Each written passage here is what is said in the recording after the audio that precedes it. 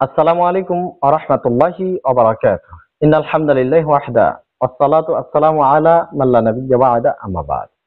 সম্মানিত উপস্থিতি, যে বিষয়ে কথা বলবো বিষয়টা হচ্ছে অখ্যাত থাকার চেষ্টা।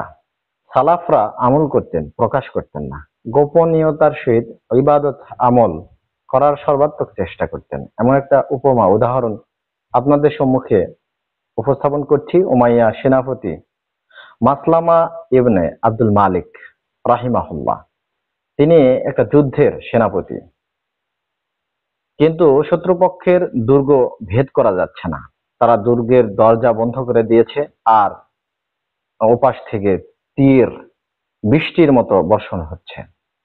মুসলিমরা দিক বিদিক ছুটাছুটি। হঠাৎ করে আবিষ্কৃত হলো যে ওই দরজাটা খুলে গেল। এতে মুসলিমরা বিজয় হলো, শত্রুপক্ষকে ঘায়েল করলো।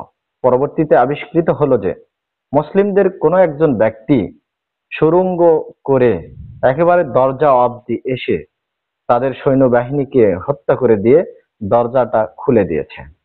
সেনাপতি মাসলামা ইবনে আব্দুল মালিক রাহিমাহুল্লাহ তিনি চেষ্টা করলেন খোঁজার, যে আমাদের মধ্যে কোন মুসলিম সৈন্য এই কাজটা করেছে।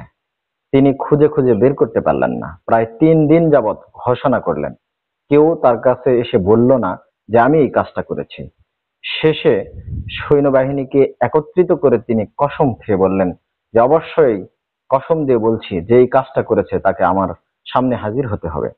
তো রাত্রিবেলা তার তাঁবুতে একজন ব্যক্তি এসে বললেন যে আমি বলতে পারবো কে এই কাজটা করেছেন, তবে 3টা শর্ত রয়েছে। 1, তাকে পুরস্কৃত করা যাবে না। 2, তার পরিচয় নেওয়া যাবে না। 3, এই ব্যাপারে তার বিষয়ে আর তালাশ করা যাবে না, খোঁজা যাবে না। তো সেনাপতি রাজি হলেন। তিনি বললেন ওই ব্যক্তি আর কেউ নয়, ওটা ছিলাম আমি। এই বলে তিনি তার তাঁবু থেকে দ্রুত গতিতে বের হয়ে গেলেন। পরবর্তীতে মাসলামা ইবনে আব্দুল মালিক রাহিমাহুল্লাহ ওই ব্যক্তিকে আর কোনোদিন খুঁজে পাননি। সুবহানাল্লাহ। তাই তো মাসলামা ইবনে আব্দুল মালিক রাহিমাহুল্লাহ দোয়া করতেন আল্লাহ তাআলার নিকটে, আল্লাহুম্মা জাআলনি মাআ সাহিবিন নাকবি, হে আল্লাহ ওই সুড়ঙ্গওয়ালা ব্যক্তির সাথে আমার হাসর করো। সুবহানাল্লাহ। মানে আমি হাসরের মাঠে উত্থিত হব যে অবস্থায়, আমি যেন ওই সুড়ঙ্গওয়ালা, ওই ইখলাস পূর্ণ আমলওয়ালা ব্যক্তির সাথে হই, সঙ্গী হই।